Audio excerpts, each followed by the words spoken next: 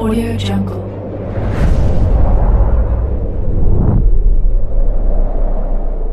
Yo, balik lagi bersama Mimin di Manhwa TV. Kali ini kita akan lanjutkan pembahasan dari cerita SSS level Paladin War Breaks Logic. Mimin infokan kembali bagi teman-teman yang ingin menonton video terbaru lebih cepat, silahkan bergabung menjadi member di channel ini dengan biaya 5k per bulannya. Jika tidak, teman-teman bisa bersabar lebih dulu selama 2-3 hari untuk menonton video tersebut. Tanpa berlama-lama, yuk kita masuk ke disclaimer dulu.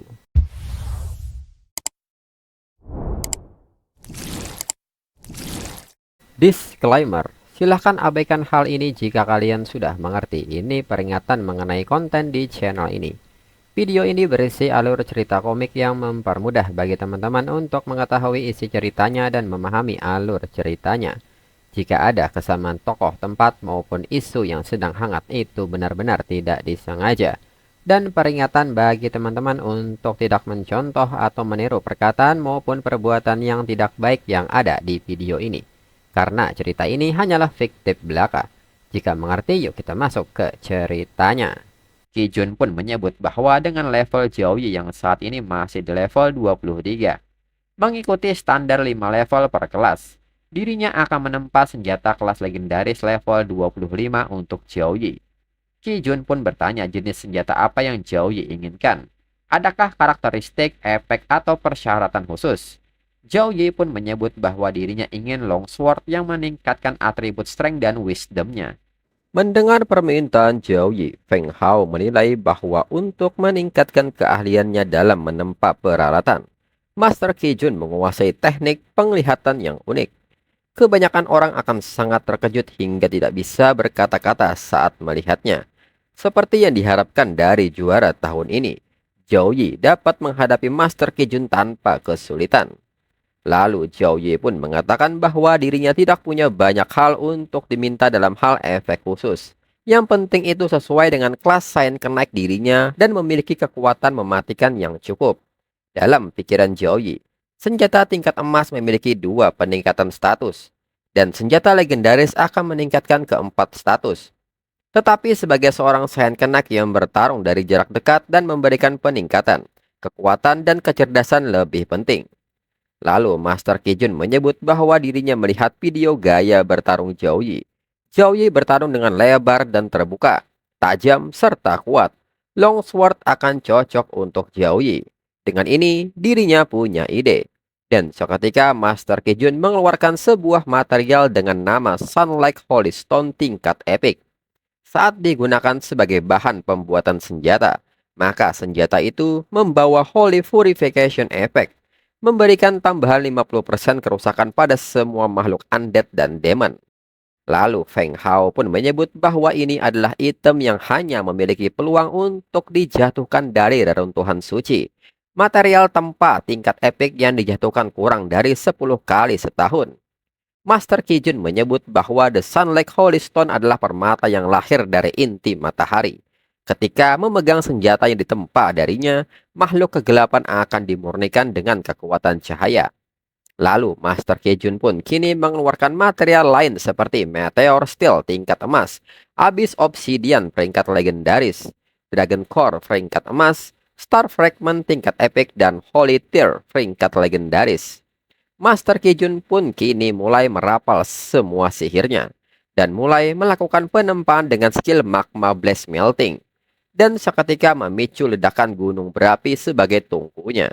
Pencampuran material pun kini mulai dilakukan, dan Master Ki Jun juga memanggil Divine Hammer untuk mencairkan semua material yang ada. Dan hasilnya kini telah dituang di sebuah cetakan khusus, dan mulai ditempa menggunakan skill dengan nama Etching Spell, hingga pukulan demi pukulan dilakukan dengan sangat cepat, hingga penempaan terakhir. Feng Hao pun sampai mengaktifkan sebuah pelindung karena dahsyatnya penempaan ini, hingga sebuah longsword kini telah terbentuk. Diketahui senjata ini bernama Holy Light Sword tingkat legendari bintang 3. Adapun efek dari senjata ini pertama Rapid Speed, meningkatkan kecepatan sebesar 80%. Kedua, Shining Light, mengkonsumsi mana untuk menghasilkan kerusakan percikan elemen cahaya. Ketiga, Holiness memberikan kerusakan ekstra pada makhluk elemen gelap. Dan seketika Master Kijun melempar senjata ini kepada Jiaoyi. Di saat Holy Light Sword di tangan Jiaoyi, tiba-tiba senjata ini menunjukkan sebuah reaksi. Master Kijun menyebut bahwa senjata itu perlu mengakui Jiaoyi sebagai tuannya. Master Kijun meminta Jiaoyi untuk melepaskan energinya untuk menaklukkan pedang itu.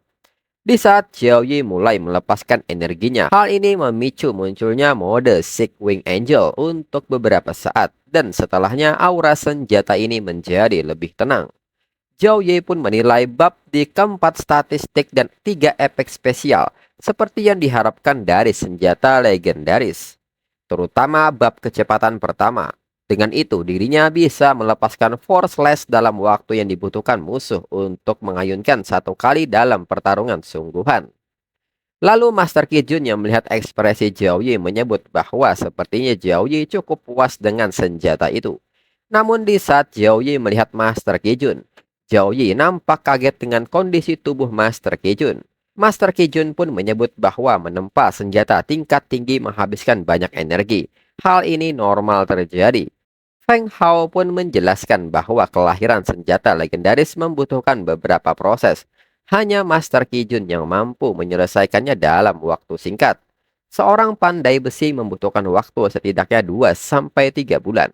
Kemudian Master Kijun meminta Zhao Ye untuk pergi sekarang karena dirinya perlu istirahat. Sebagian besar material yang digunakan pedang itu adalah elemen suci. Jika Zhao Ye ingin menaikkan bintangnya, sebaiknya Zhao Ye juga menggunakan elemen suci. Jika tidak, Zhao Ye mungkin akan merusak kekuatannya. Zhao Ye pun segera membungkuk dan mengucapkan terima kasih kepada Master Kijun. Dan segera Feng Hao mengajak Zhao Ye untuk menuju hadiah berikutnya. Kemudian kini Zhao Ye tengah melakukan pengukuran. Para wanita pun menyebut bahwa mereka yang bertanggung jawab untuk menempa set lengkap peralatan kelas epic untuk tim Zhao Ye.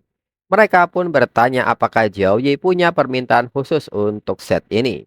Zhao Ye pun menyebut bahwa dirinya ingin satu set baju jirah ringan yang berfokus pada peningkatan kekuatan dan kecerdasan.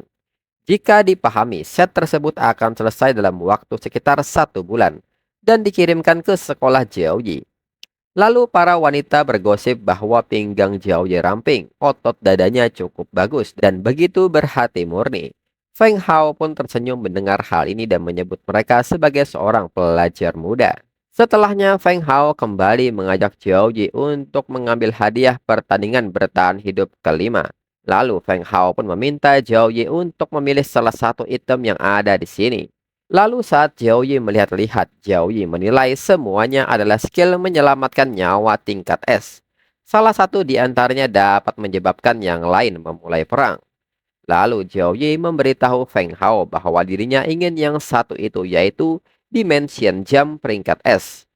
Feng Hao pun menyebut bahwa Dimension Jump adalah skill pelarian yang sangat baik. Tetapi tidakkah Zhao Ye menginginkan skill kebangkitan?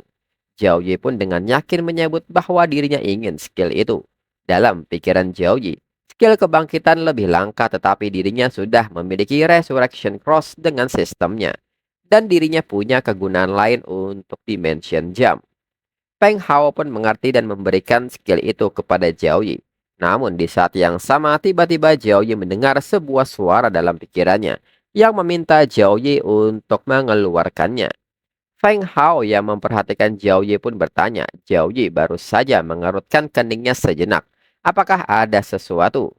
Zhao Ye pun menyebut bahwa itu tidak ada apa-apa. Dirinya mungkin perlu istirahat. Mendengar hal ini, Feng Hao pun mengerti.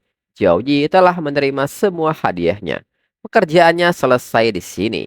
Jika Zhao Ye tidak puas dengan hadiahnya, jangan ragu untuk menghubungi dirinya. Siswa lain mungkin menunggu mereka di aula dan segera mengajak Zhao Ye pergi ke sana. Lalu saat di aula, Zhao Ye dipanggil oleh keluarga Zhao. Lalu Zhao Ye pun bertanya apakah Zhao Heng ingin berbicara sesuatu secara pribadi. Jika iya, Zhao Ye mengajak Zhao Heng untuk mencari sebuah tempat. Zhao Heng pun merasa itu tidak perlu. Mereka di sini untuk mengucapkan selamat tinggal. Semua siswa dan guru yang berpartisipasi akan kembali ke Universitas Qingjing dengan formasi teleportasi mereka. dan dirinya membawa Dong Er kembali ke keluarga. Jika Jiao Yi punya waktu, Zhao Heng berharap Jiao Yi bisa membawa Zhao Yun ke distrik Tianlan. Mereka berdua adalah anak-anak dari keluarga Zhao. Mereka akan memberikan sumber daya terbaik yang mereka bisa. Zhao Ye pun mengatakan bahwa dirinya akan membawanya ke sana begitu dia lulus dalam setengah tahun. Zhao Ye berharap Zhao Heng melakukan perjalanan yang mulus. Lalu di saat Zhao Heng dan yang lainnya pergi, Zhao Ye tiba-tiba merasa ada seseorang yang mengawasinya dan seketika melompat ke arah sumbernya. Namun di saat itu Zhao Ye tidak menemukan siapapun. Zhao Ye pun bertanya-tanya apakah dirinya salah mengira bahwa seseorang sedang mengintipnya. Lalu di saat itu Tiesin memanggil Jiao Yi serta memberitahunya bahwa mereka akan membeli beberapa spesialisasi di kota. Tiesin pun bertanya apakah Jiao Yi ingin ikut. Jiao Yi pun mempersilahkan mereka dan dirinya tidak ikut. Lalu Jiao Yi pun kini kembali ke ruang kamarnya.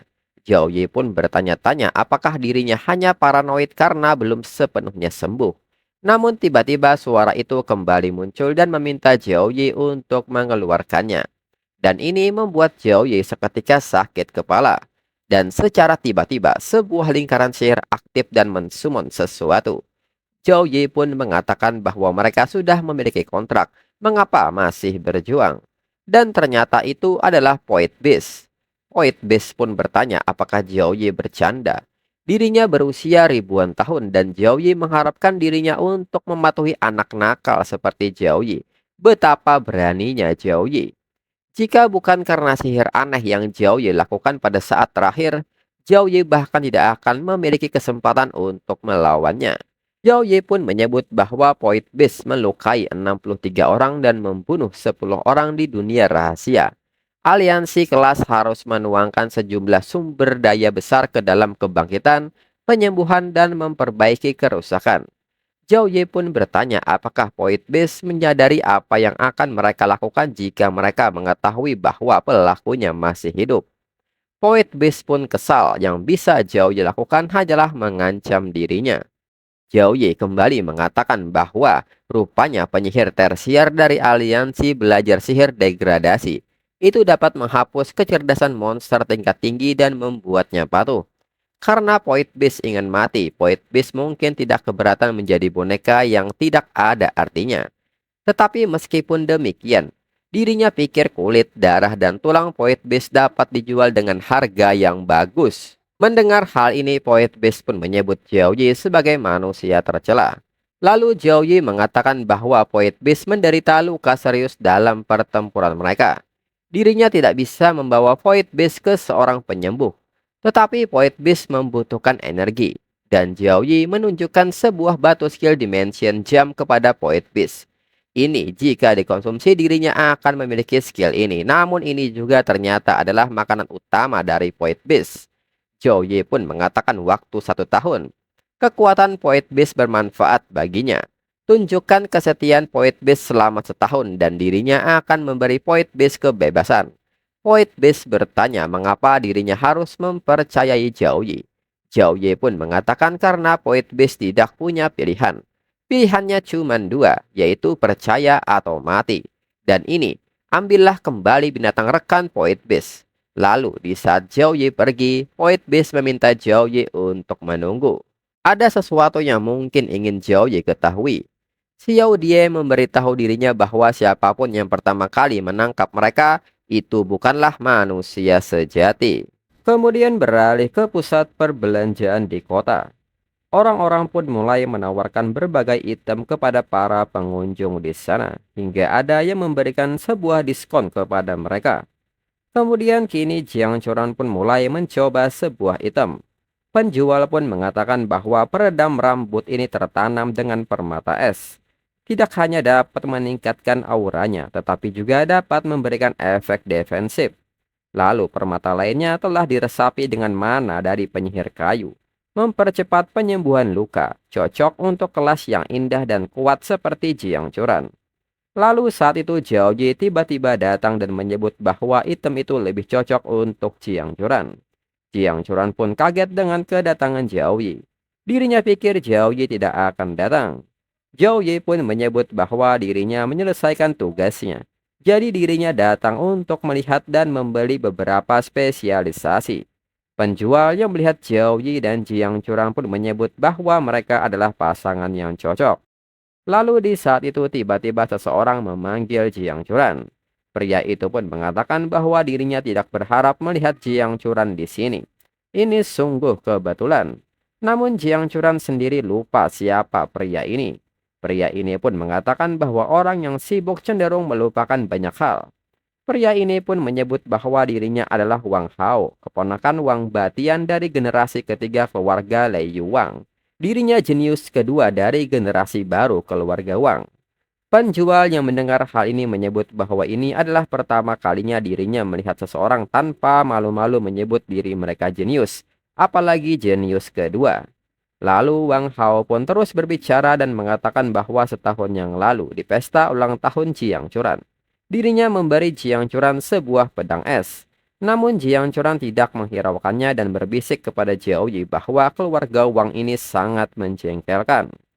Mendengar hal ini, Jiao Yi pun seketika berinisiatif mengajak Jiang Curan bahwa dirinya melihat beberapa kios makanan ringan di jalan dan mengajaknya ke sana. Jiao Yi pun seketika memberitahu Wang Hao bahwa mereka memiliki kesibukan yang harus dilakukan. Dengan ini mereka akan pergi. Mendengar hal ini membuat Wang Hao kesal dan bertanya bagaimana bisa mereka bersikap tidak sopan.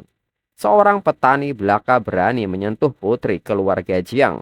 Dan seketika Wang Hao menyerang Jiao Yi. Jiao Yi merespon hal ini dengan santai dan mengaktifkan pelindung cahayanya. Wang Hao yang melihat informasi Jiao Yi pun mengatakan bahwa Jiao Yi ternyata hanya seorang sains kenak yang pandai bersembunyi. Seorang petani dengan kelas yang tidak berguna dan level rendah. Dirinya akan mengalahkannya dengan mudah. Jiang Curan yang mendengar kata-kata ini pun seketika kesal. Namun Jiao Yi segera meresponnya dan mengatakan bahwa dirinya akan bermain dengan Wang Hao. Jiao Yi pun menyebut bahwa hanya dengan 3 gerakan. Jika Wang Hao bisa menyentuh pakaiannya, dirinya akan meminta maaf. Jika tidak, Wang Hao akan berlutut dan meminta maaf. Selain itu, jika Wang Hao menghancurkan atau memecah sesuatu di sini, Wang Hao harus membayarnya. Orang-orang sekitar pun seketika berkumpul dan bertanya-tanya apa yang sedang terjadi. Anak-anak muda akhir-akhir ini begitu penuh energi. Mereka bahkan bisa bertarung saat berbelanja. Wang Hao pun bertanya siapa Jiao Yi yang berani menantang dirinya. Dengan ini Jiao Yi mencari kematian. Wang Hao melepaskan skill Thunder Strike dan seketika petir menyambar Jiao Yi. Namun Jiao Yi kembali mengaktifkan pelindungnya hingga tidak ada satu petir pun yang mengenai Jiao Yi. Penjual pun menyebut bahwa Wang Hao bahkan tidak bisa mematahkan pertahanannya. Wang Hao pun menyebut bahwa Jiao Yi punya cangkang yang keras. Dirinya yakin Jiao Yi membuang semua poin ke pertahanannya. Ini sangat lucu. Dalam pikiran Wang Hao, dirinya tidak berharap pertahanannya menjadi sangat rumit. Namun Wang Hao mengatakan bahwa ini baru permulaan dan seketika mengeluarkan skill andalannya yaitu Thunder Leopard. Dengan ini Jiao Yi akan mempelajari konsekuensi dari menyinggung perasaannya dan melepaskan skillnya. Jiao Yi pun seketika memilih 2 buah aksesoris yang kemudian Jiao Yi tanamkan sebuah energi cahaya dan seketika melemparkan kedua benda tersebut hingga menghancurkan skill Thunder Leopard milik Wang Hao. Wang Hao pun tidak menyangka ini dan menyebut ini mustahil. Wang Hao bertanya-tanya siapa Jiao Yi. Lalu Jiao Yi pun menunjukkan rasa malasnya dan meminta Wang Hao untuk menggunakan satu gerakannya lagi. Sedangkan Wang Hao masih tertunduk dan menyebut ini mustahil dalam pikirannya. Dirinya tidak pernah melihatnya di antara yang disebut jenius dari keluarga bangsawan. Dia hanya seorang sains kenek yang tidak berguna. Bagaimana dia bisa lebih kuat dari dirinya? Dan untuk episode selanjutnya tunggu 2 minggu lagi untuk 2 chapter. Sekian dan terima kasih.